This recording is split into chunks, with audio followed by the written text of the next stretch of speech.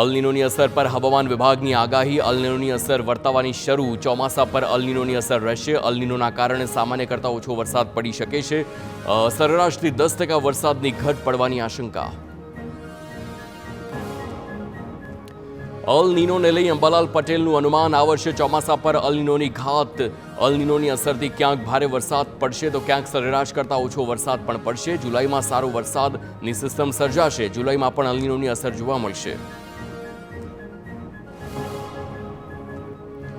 વરસાદ અંગે અંબાલાલ પટેલે વધુમાં જણાવ્યું કે રાજ્યમાં 15 જૂન સુધી હળવો વરસાદ પડી શકે છે. 15 જૂન બાદ ગુજરાતમાં ચોમાસાની ગતિવિધિ વધશે. 20થી 28 જૂનમાં રાજ્યમાં વરસાદી માહોલ જામશે.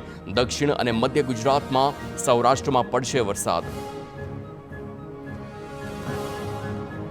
ગીર સોમનાથના તલાલામાં કેસર કેરીએ રેકોર્ડ તોડ્યા. અત્યાર સુધીમાં 200 કરોડની કેરી હરાજીમાં આવી છે.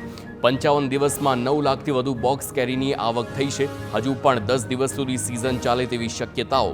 ગત વર્ષે 44 દિવસની સિઝનમાં 4 લાખથી વધુ બોક્સની આવક થઈ.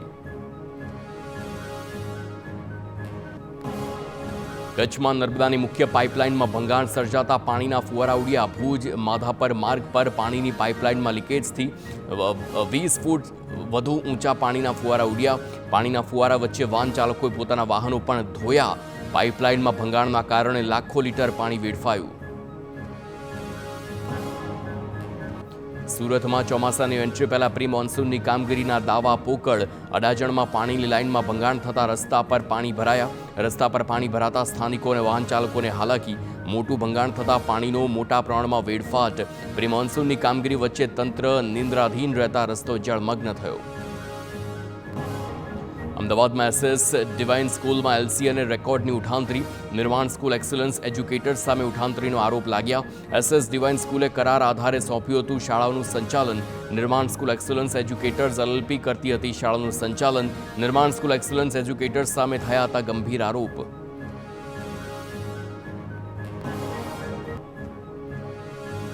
ડમી સ્કૂલ ચલાવવાના આરોપ લાગતા વહીવટ પરત લેવાયો છે. વહીવટ પરત લેતા અગત્યના દસ્તાવેજોની ઉઠાંતરી કરવામાં આવી. એલસી સહિતનો રેકોર્ડ લઈ જતા અનેક વિદ્યાર્થીઓ અટવાયા. એસએસ ડિવાઇન સ્કૂલે ઉઠાંતરીના સીસીટીવી જાહેર કર્યા.